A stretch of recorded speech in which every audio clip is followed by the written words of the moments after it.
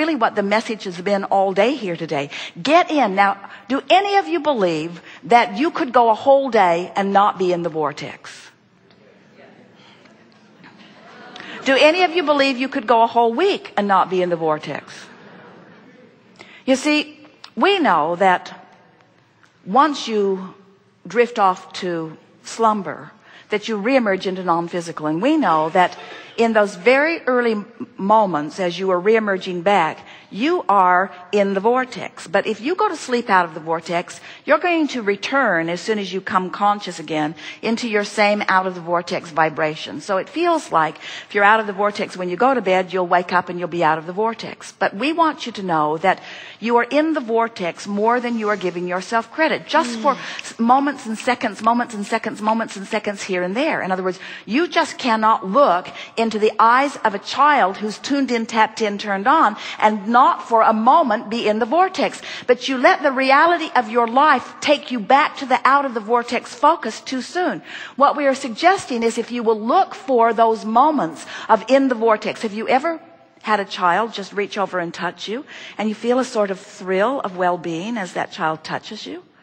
That's an in the vortex moment. Have you ever watched a car commercial with a beautiful car moving around and just for a moment felt your heart jump because you could feel the fullness of that beautiful vehicle? Haven't you felt that? We want you to know that even in your times of mostly chronic despair, you have in the vortex moments, but you're not alert to them, you're not aware of them, and you don't do anything about accentuating them or benefiting from them, and so you don't milk the moment long enough to really get any leverage. But it is the most powerful tool that you have, awareness of the vortex and a willingness to just relax there. Now, earlier we were talking to a friend about making peace with where you are. And we want you to know that if you make an effort to make peace with where you are, a woman said to us, Abraham, I don't want to make peace with my ex-husband. I don't want to even have lunch with him. I don't want to get back together with him. She was afraid that if she played nice in her mind, he'd come back to her. And we said, we don't want you to make peace with him to bring him back. We don't want you to make peace with him because he deserves it. We want you to make peace with him because you deserve it. Because you can't get into the vortex while you're carrying grudges about specific things. So you've either got to make peace with the grudge or you've got to forget about it. You've got to deactivate the grudge. You've got to deactivate the grudge. Otherwise, the grudge will keep you out of the vortex. Grudges will keep you out of the vortex. Feelings of being disappointed will keep you out of the vortex. Feelings of betrayal will keep you out of the vortex. Feelings of injustice will keep you out of the vortex. You have to find a way of deactivating those things. And we want to say to you, we've never known anyone who could not think about that thing they're thinking about. I'm not going to think about that thing anymore in a minute. I'm not going to think about that thing anymore in a minute. I'm not going to think about that thing anymore in a minute. Ooh, that thing is so irritating to me. I'm not going to think about that thing anymore. I'm going to stop. I'm going to stop thinking about. I'm going to stop thinking about. I'm going to stop thinking about. I'm going to stop thinking about. I'm going to stop thinking about. I'm going to stop. It's like deciding you're going to quit smoking and then you want to smoke more than you ever wanted to before. Because it's more active in your vibration than it's ever been before. Right. So what you have to do is activate something else. And what we're suggesting to you, especially to you, because you've been here in the vortex with us several times here today, did you feel when our friend walked back to his chair after winning the lottery and so much more? Did you feel yourself in the vortex? Didn't you?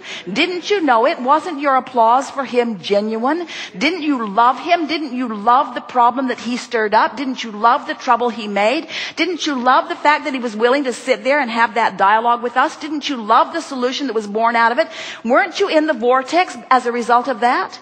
Yes. And so as you are in the vortex, we have to say to you that as we are spewing to you at 200 words a minute or more, and you are right up to speed with what we're saying, laughing at all the right places, pausing at just all the right places, just at the right places, you're up to speed with us. And you could not be up to speed with this kind of hair-blowing back dialogue if you were not in the vortex. You could not.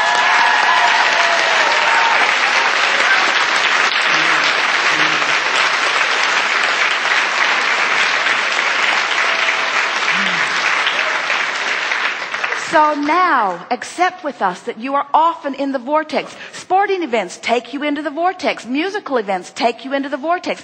All kinds of things. Eating a good meal. Esther gets goosebumps over a really good salad. She's in the vortex. In other words, all kinds of things take you into the vortex. We just want you to be alert to being in there, and then just hover there intentionally longer and milk it and practice the vibration of it and make it your own. And what you will begin to discover is it doesn't take willpower.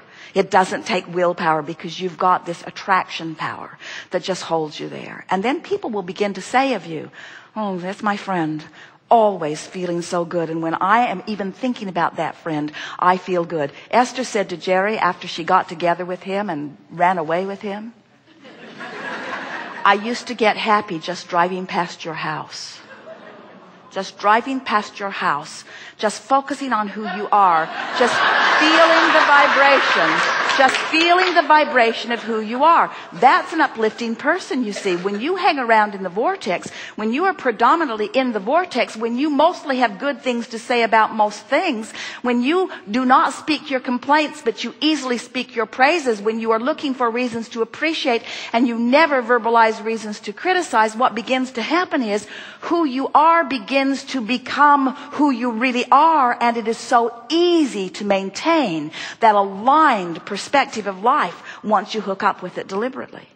Deliberate creation really is about deliberately getting in the vortex. That's really all there is to it. It's about knowing who I really am and caring about who I really am and wanting to feel like I really feel, and being willing to take the small steps as often as I can think about it, and deciding, and here it is, most important thing of all, stop beating up on yourself when you're not in the vortex. Yes. That is the most important thing at all. You came crawling to this chair, so mad at yourself for not being in the vortex. Yes. And we say, oh, so much is in the vortex because you weren't in the vortex. If we were you standing in the vortex, we'd make peace with having not been in the vortex, because if you hadn't not been in the vortex, all this stuff that's in the vortex wouldn't be in the vortex. You see how it works? You put it there through the synthesizing of life experience. It's all good. Even the bad is good, because the bad asks for improvement, and improvement is eternity, and eternity is good. Yes, it is. Thank you.